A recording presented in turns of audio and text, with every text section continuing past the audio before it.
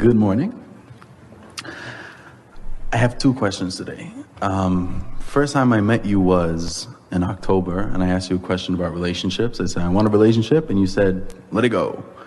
And then you said, wake up in the morning and stay with that 17 seconds and feel great and everything. And I did that, and so many things changed and had a lot of fun and stuff like that.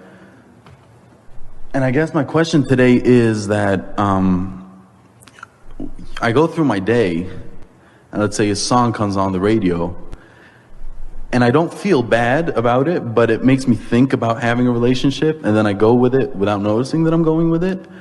And a lot of momentum in a lot of those songs. Yeah.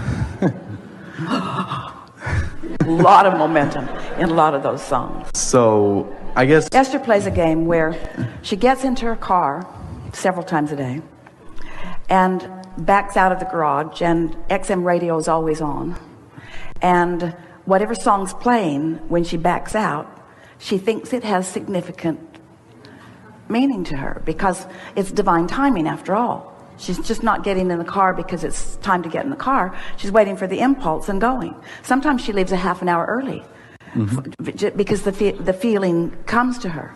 So just a little aside here, because we want to talk about this divine timing, because it's part of what's coming next. So we're really good about timing because we have overview. So as many of you know, Jerry made his transition a few years ago. And so Esther has this wonderful ongoing relationship, and they play this game where there's a light in the house that if there's something significant that Esther is thinking about or wondering about, the light will blink, and Esther knows that Jerry's on the case, and then she has a conversation with him. And it's a light that shines down on a wall, and she can see it from nearly every place in the house. The house is U-shaped, and so she can see it from her office, she can see it from her living room, she can see it in the bedroom, which is where it is. And so recently that light stopped blinking so much, hadn't blinked for quite a while. And she has a beautiful kitchen with a stainless steel hood over her stove, and the light on that hood has never worked, which doesn't matter because there are plenty other lights in the kitchen, and she just hasn't taken the time to do anything about it. And so as she went to bed one night, she said, all right, Jerry, that light isn't blinking, and I just want you to know I really like the light thing. I really like it. So if it's all the same to you, I really like the light thing. And when she got up in the morning, the light over the kitchen stove was on. And she couldn't turn it off.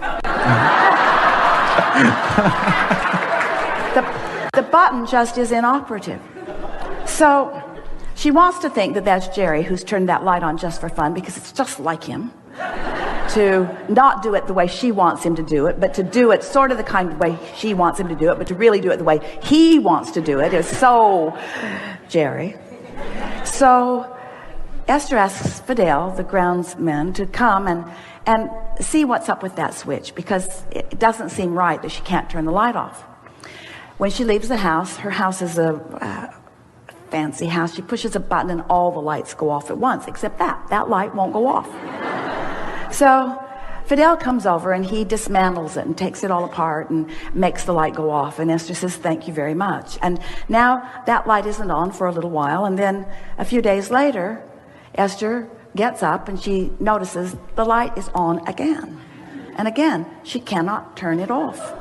So now she's on her way somewhere. She gets in her car, she pushes the button in the garage before she gets in the car that turns all the lights out except that one, and she's laughing to herself except that one.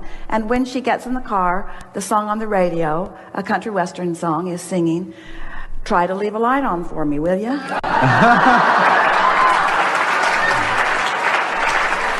Those are the words. Those are the words. Now, so many people just want to call these things coincidence. We want you to understand that there is divine timing going on in your experience all day, every day. You just got to create the atmosphere. That's what Esther is saying to her friend the other day. Our work, singularly, it's not our work to find the path. It's not your work to find the relationship. It's not your work to figure it out. It's not your work to fill in the grid. It's your work, your singular work, to prepare a vibrational atmosphere around yourself so that you are the realizer of the impulses that will put you on the path. Not just because the path will lead you to where you want to go, but because the path is so delicious as it is unfolding. In other words, what could be more delicious than to feel that hands-on all day long? All day long. Source energy, aware of you, knowing who you are and where you are and who you really are and what you really want, and knowing the precise path to get you from where you are to where you want to be at all times. All you got to do is chill and follow the impulses, you see. And those messages come to you in endless ways through songs. Esther will be sitting and writing something, and a hummingbird will come and almost touch her on the nose, as if to say, that's the point we were hoping you'd get. Pay attention to what's going on around. Source is using every conceivable, possible messenger to confirm and accentuate things that are important to you. You just got to be aware, you see. And you have to accept that you just have to be one of those weird people. that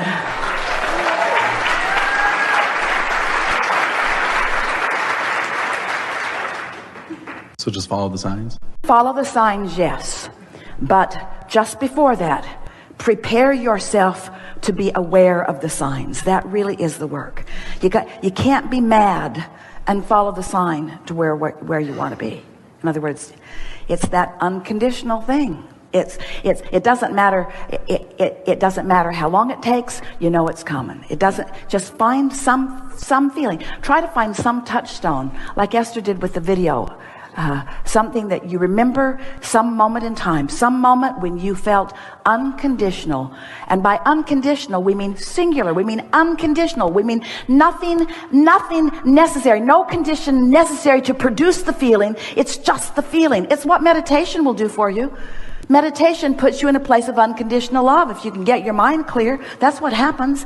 You just get into that vibration where there's no condition that is contradicting your vibration, and then you're in that place of unconditional love. But you got to play with it just a little bit, and don't get freaky about it, and don't worry about it. Just try it a little bit and watch the results, and try it a little bit and watch the results, until before very long you will begin feeling yourself in this divine timing. Yesterday, as Esther was traveling here, when she got to the baggage carousel, the light began blinking in the moment that they walked to it, instead of the usual 20 minutes or so wait. And the driver who had come to pick them up said, perfect timing. And Esther thought, that's about the fourth time today somebody has actually said the words, perfect timing. She was on the airplane. There was a man sleeping next to her. She really wanted to use the bathroom, but she didn't want to bother him. So she sat there and she thought,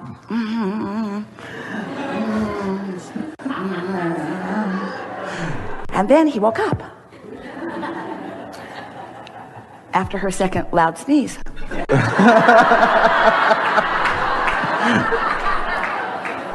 And so she said, do you mind if I scoot out to use the restroom? And he said, no. So she goes and uses the bathroom. When she comes back, she slips into her seat. And as soon as she sat down, the flight attendant brought their lunches. And he said, perfect timing. And Esther thought, is the whole world in on this? Is the whole world in on this? Does everybody know that perfect timing is the way that I am now living? Does everybody know it? Seems so, you see. Perfect timing. So, do you understand that creation, co-creation, relationships, do you understand that that's about rendezvousing with the other? So, let's say you have a meeting place. And do you really want to get there before the other one gets there? Want to get there and they're not there, and you're walking around, starting to feel impatient. That's not divine timing. That's off. So you don't want to get there before they're there. You want to get there to meet them, don't you? Mm-hmm. And don't you trust that the source within you knows who you are and what you want and who they are and what they want? If you can just accept that it's for sure. It's for sure. It's for sure. It's not if. It's really not so much even about when. It's for sure. It's for sure. It's for sure. It's for sure. You just got to chill and know that. And when you rendezvous, you'll know it. You'll know it. You can't miss it. You'll know it. That was my question, actually. You'll know it. You'll know it. And the best part is, not only will you know it, they'll know it. Okay. Okay? because it is. What good is divine timing if the wrong person shows up? That's not going to happen. That's not going to happen. It'll be divine timing, and you'll know it. You will both know it. No game playing. No. I don't know. I'm not so sure. I got here. Give me your resume. I'll check you out. Not any of that. You'll know it. You'll know it. Okay. Really good. Thank you.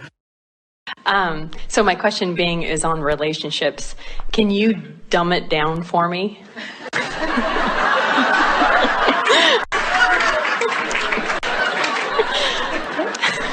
Well, I mean, because obviously I feel like I'm close to it, but it's just not happening. yes, we can give this to you in a way that will be easier for you to hear.